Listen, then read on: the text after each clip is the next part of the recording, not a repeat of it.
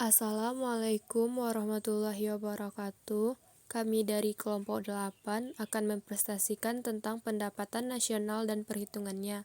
Sebelumnya, terima kasih kepada dosen pengampu Ibu Renis Endang Sulastri yang telah membimbing kami dalam mengerjakan tugas ini.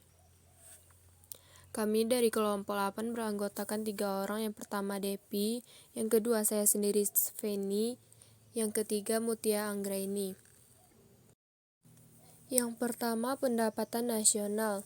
Pengertian pendapatan nasional. Pendapatan nasional adalah jumlah perhitungan atau pendapatan yang diterima oleh seluruh masyarakat pada suatu negara dari penyerahan faktor-faktor produksi dalam suatu periode waktu tertentu, biasanya selama 1 tahun.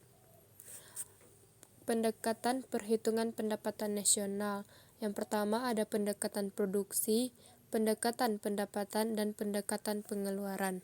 Baiklah, saya Mutia Anggraini akan menjelaskan tentang konsep pendapatan nasional. Yang pertama, produk domestik bruto atau PDB.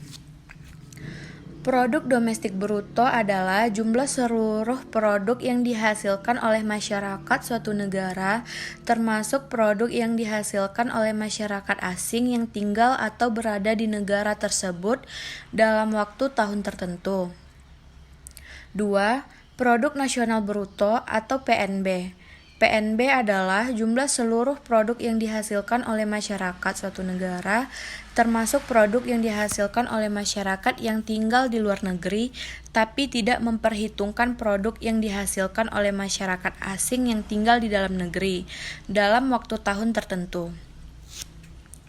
3. Produk nasional neto atau PNN. PNN merupakan hasil dari nilai dari GNP yang telah dikurangi dengan penyusutan modal dalam proses produksi. 4. Pendapatan nasional neto atau PNN atau NNI. PNN adalah menghitung pendapatan nasional berdasarkan jumlah balas jasa yang diterima oleh masyarakat sebagai pemilik faktor produksi. 5. Pendapatan perseorangan atau PI. PI adalah jumlah pendapatan yang diterima oleh setiap orang dalam masyarakat, termasuk pendapatan yang diperoleh dalam melakukan kegiatan apapun, tetapi harus dikurangi dengan laba yang ditahan, iuran asuransi, iuran jaminan sosial, dan ditambah dengan pembayaran pindah atau transfer payment. 6. Pendapatan yang siap dibelanjakan, disebut juga dengan disposable income, yaitu pendapatan siap untuk dimanfaatkan untuk membeli barang dan jasa beserta tabungan yang disalurkan menjadi investasi. Baiklah, saya akan melanjutkan materi faktor yang mempengaruhinya. Ada 3. Pertama, permintaan dan penawaran agregat. Kedua, konsumsi dan tabungan. Ketiga, investasi. Manfaat perhitungan pendapatan nasional ada 9. Pertama, mengetahui tingkat kemakmuran suatu negara. Kedua, mengevaluasi kinerja perekonomian dalam skala tertentu. Ketiga, mengukur perubahan perekonomian dari waktu ke waktu. Keempat, membandingkan kinerja ekonomi antar sektor. Kelima, sebagai indikator kualitas hidup suatu negara.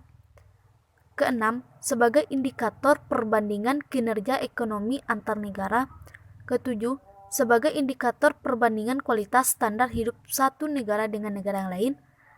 Kedelapan, sebagai ukuran dan perbandingan pertumbuhan ekonomi dari waktu ke waktu. Dan yang terakhir, kesembilan, sebagai ukuran dan perbandingan pertumbuhan ekonomi dan kekayaan antar negara. Sekian dari saya, terima kasih. Baik, itulah materi dari kelompok kami. Terima kasih atas perhatian Ibu dan teman-teman semuanya. Maaf bila ada kesalahan. Assalamualaikum warahmatullahi wabarakatuh.